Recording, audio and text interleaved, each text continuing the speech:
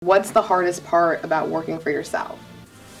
I think one of the hardest parts about working for myself is time management. I mean, that's very difficult. Sometimes when you have multiple companies and multiple projects going on at the same time, time management and focus is very critical.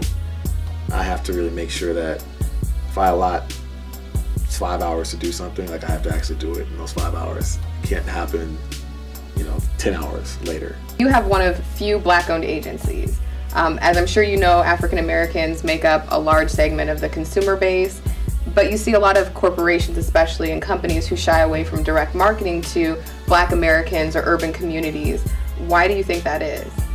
Certain products aren't necessarily geared or targeted for the African American community. So companies don't necessarily invest in advertising to us. So for instance, Trader Joe's.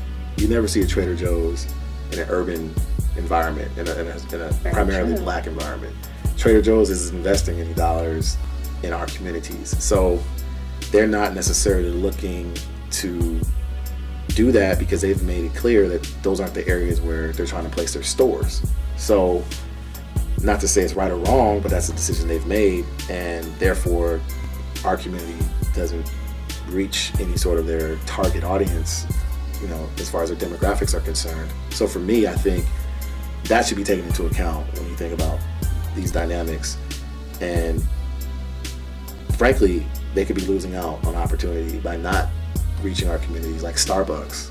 Before Magic Johnson got involved with Starbucks, they were nowhere close to a African American community, but he helped to educate their brass and helped to educate their shareholders that it made sense to invest in our areas because we are a significant force when it comes to buying power in the United States.